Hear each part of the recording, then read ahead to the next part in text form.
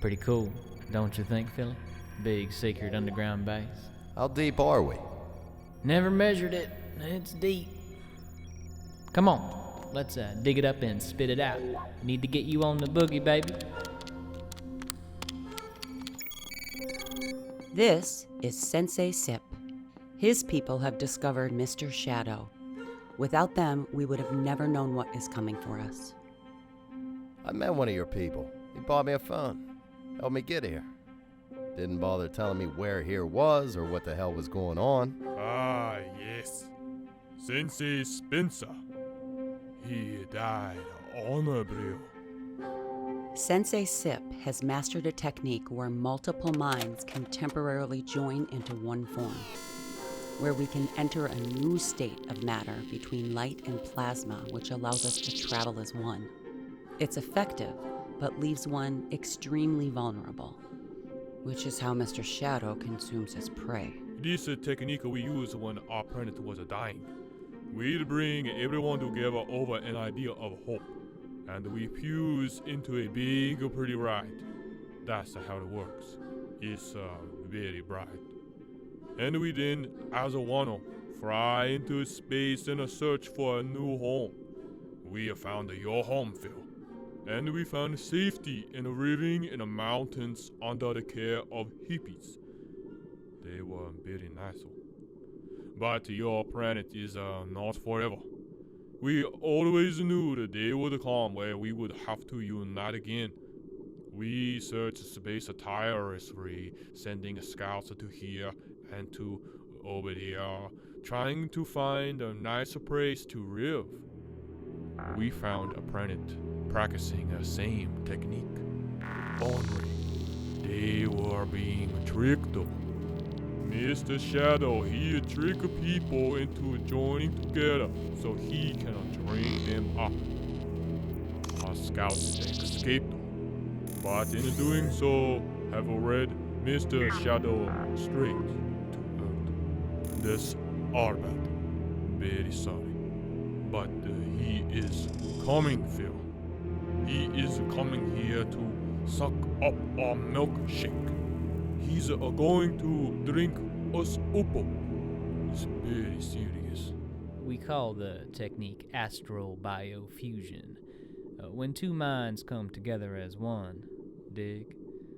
But this technique under Mr. Shadow's guidance is misused, abused, and wrongly fused. Feel me? He's a damn con artist, Philly. You see, when two minds unite, they do so with an agreement. Their power unites with a bond. One either side can change once united.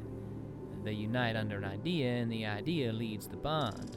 The whole planet of people unite to fly to another planet. The bond is over the idea of the new planet.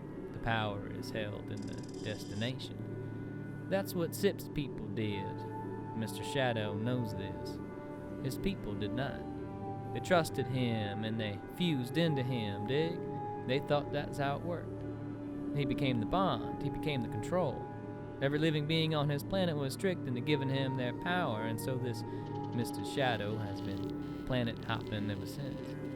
He'd land and amaze the new species, befriend them and teach them the technique, and then he'd gobble them up. Oh, no. He only gets more powerful. Now he primes planets before he arrives, projects his mind out to trick people into lining up for him. He's been reaching out to our planet for a long time, Philly, creating a conflict, distracting our attentions. He has the phone companies corralling us up into their server before he even gets here, so by the time he arrives, all he has to do is drink his milkshake. Dig? He's on his way now, Phil. In a big old spaceship. It's really big and really scary. Have you seen anything you can't explain, Phil? Hallucinated something strange? Yeah. Astral debris. Wakes in the unconscious ocean affected by Mr. Shadow's interaction with our sphere. Like interference in a phone line, you felt the presence of his influence. The minds he has linked with are radiating out the closer he gets. the phone companies are under his spell, herding people into bullshit phone contracts. We call them sleepers. You were asleep this morning, and we woke you up. So, there's some space dude that wants to eat us? Dig. I'm sorry. Is there something I can help you with, David? No, it's nothing. I was just... No, it's nothing. It's nothing. Sorry, it's nothing. Who is that? That's David. Yeah, he's from the planet Sniffles. He's a Begley. I'm a Begley. My planet is next in line for the Shadow Dude, so... I'm basically, like, literally an endangered species. David's an ambassador on Sniffles. They're preparing a place for our species to find refuge once we escape Earth. It will be a way station while we seek a new home to inhabit and a safe place to learn Mr. Shadow's weakness. And this is Captain Necktie of planet Chibi Chibi. Her home is the closest planet after Sniffles, so they'll be Mr. Shadow's target after the Begley people. So, how are we supposed to do this brain joining thing with every person in the world if most of us are plugged into this Shadow's milkshake? We have to connect to the phone server from the inside, patch in and run a program that'll guide everyone into the fusion technique. Then we hop aboard and roll out. We just have to get to the milkshake first, baby. You dig? What is it, David? It's nothing. No, I'm sorry. It's just... This meeting, it's... How do I say this? It's, super uninteresting. I'm sorry. Does it mean that I said that? I'm bored out of my fucking mind. Well, no one asked you to attend Phil's briefing, David. Fine, I'll go. David? Living with him is going to be very challenging. Are they all like that? He's considered to be one of the nicer ones. Yeah, tell me about it. Well, now that we're all copacetic on the digs, time is of the essence. We need you trained in the technique. Let's get you suited up with the others. Others? Yeah. You're not the only chosen one, baby. And we chose lots of people. Can't have the fate of the human race rely on just one person. That would be ridiculous. Here we are training all the chosen ones the technique. Since we're all unplugged from our phones, when our program runs and unites all the sleepers, we're gonna have to join the fusion on our own. They'll want to be left behind when they boogie on out. This is a lot to wrap my head around. You're telling me that people can fuse together into light and then fly through space? Dig it up, baby. One doesn't even need a partner. Just a thought and you can become one with the universe. Here, let's have a demonstration. Sergeant? At ease.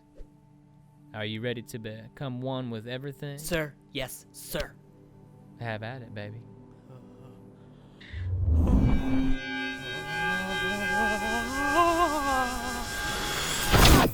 What the fuck just happened? Where did she go? Well, she's gone now, Philly. She's part of the everything. Dig? So now what? I mean, what does she do now? Well, nothing. She isn't she anymore. You can't be one with everything and still be next to it to be yourself. You're one and done. She's a part of you and me and that chair there that used to be her chair. How does that help? That was just a demonstration, you dig? She fused with all things. Now, if two people merge together, they are still separate from the everything, so they can move about and what have you. Then separate and return to their own legs and feet, which is what we'll do with everyone all at once. You dig? Okay, so why didn't you demonstrate with two people doing that? So she could come back? Shit.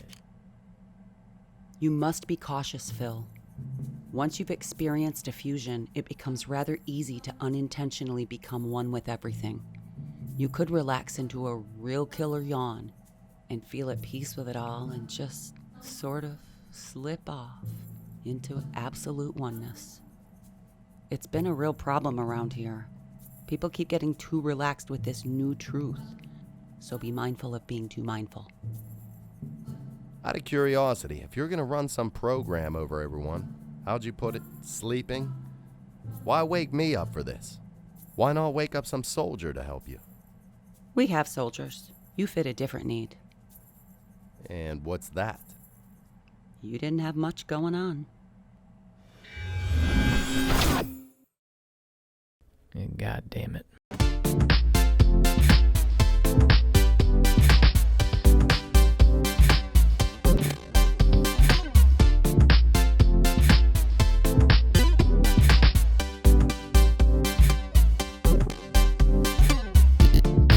Exercise.